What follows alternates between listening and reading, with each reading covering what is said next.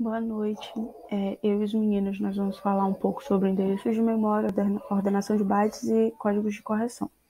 Eu vou estar introduzindo ao trabalho, falando sobre os endereços de memória. Eu espero que vocês consigam entender, que fique claro e que a gente possa entregar uma coisa legal para vocês, o que a gente estudou. Então, daí, como eu falei, eu vou falar um pouco sobre o endereço de memória para estar introduzindo ao trabalho. Uma coisa mais breve, mais geral do que seria.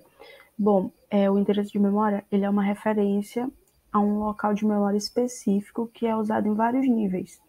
E ele pode ser usado tanto por software quanto hardware. Os softwares são aquela parte mais onde tu tem os dados que tu vai ser repassado para que o teu computador, para que tua máquina consiga obedecer aos teus comandos por meio de dados que são repassados. E o hardware é a parte física, a parte palpável da tua máquina, como por exemplo a CPU de um computador. Os endereços de memória eles ficam sequenciados e são manipulados como inteiros sem sinal. Vocês vão ver mais para frente quando o Gabriel for falar sobre isso.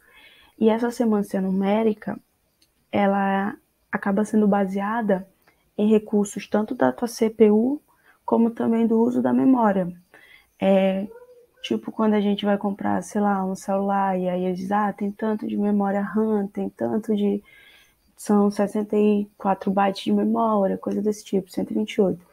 É como se fosse um exemplo disso. Então, ela é baseada tanto nos teus recursos da tua CPU, por exemplo, quando tu vai baixar um jogo, que tu vê qual que é o recurso da tua CPU, quanto de memória RAM que ele tem, para saber como que aquele jogo vai rodar, ou então como que aquele aplicativo vai rodar.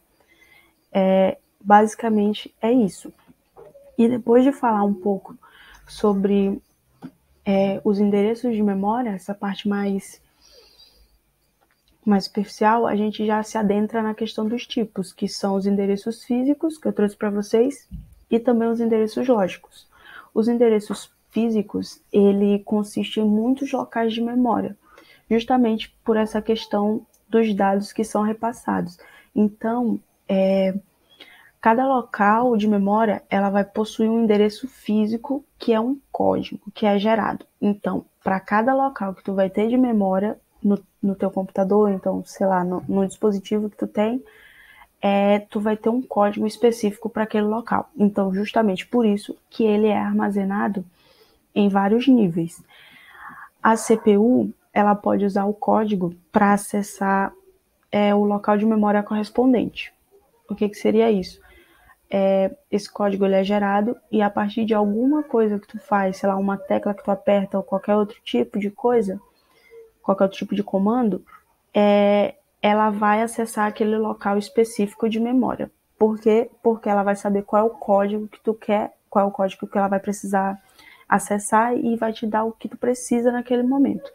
Geralmente, é só o software do sistema que endereça a memória física, tá? Ele usa alguns operadores de código da máquina e acaba instruindo, mostrando para a CPU o que ela precisa fazer, como que ela precisa se dirigir para um dispositivo de hardware.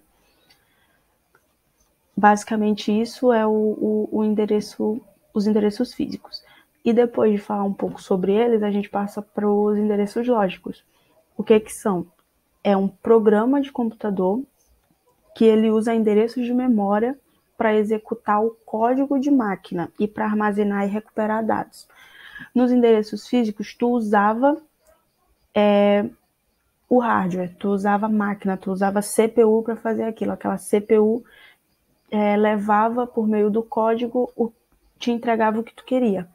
Nos endereços lógicos, são programas de computadores que vão usar os endereços de memória para poder executar aquele código. Então, essa é a principal diferença, tá? Entre os físicos e os lógicos. Uma curiosidade é que nos primeiros computadores, os endereços lógicos e fixos, eles meio que se complementavam, eles se correspondiam. Só que quando a memória virtual foi introduzida, passou a ser utilizada, a maioria dos programas de aplicativos, eles não passaram a não ter o conhecimento dos endereços físicos. Em vez disso, eles usavam os endereços lógicos, usando unidade de gerenciamento de memória do computador e também o mapeamento de memória do sistema operacional. Oi, tudo bem? Boa noite a todos. Eu me chamo Gabriel e eu estou aqui para falar sobre a extremidade ou ordenação dos bytes, tá? Então, extremidade, a gente tem como base o término, então é sempre que fica na extremidade, na ponta. Isso equivale ao término, ao fim. Então, é uma ordem para apresentar cada tipo de dado, cada tipo de byte. Então, seja isso para rede ou para qualquer ordenação que a gente estiver fazendo. Então, elas são uma combinação de valores com uma variável e a gente sempre vai seguindo essa variável de maneira ordenada. Então, é o seguinte, os números inteiros, porque a gente vai representar eles como unidades também, eles vão sendo ordenados de maneira que a gente possa representar eles. Uma das maneiras mais conhecidas que temos hoje em dia é a bubble sort. A bubble sort nada mais é do que a ordenação em bolha. Então, como que funciona essa ordenação em bolha? Por exemplo, vamos pegar 5 números, números normais, números inteiros, e a gente vai ordenar esses números de maneira aleatória. A ordenação em bolha ela funciona o seguinte: a gente vai pegar os números adjacentes, de 2 em 2, cada par de número, e a gente vai fazendo a troca, se for essencial, para colocar o menor número na frente e o maior número logo após. Então, pegamos uma sequência de 5 números e colocamos desta maneira. Pegamos o número 9, 5, 6, 7 e 4. A gente vai começar pegando os dois adjacentes, o primeiro par, e vamos pegar qual o primeiro número, 9 ou 5. 5 vem antes do que o 9, então vamos fazer essa troca. E dessa maneira vamos fazendo com todos os números.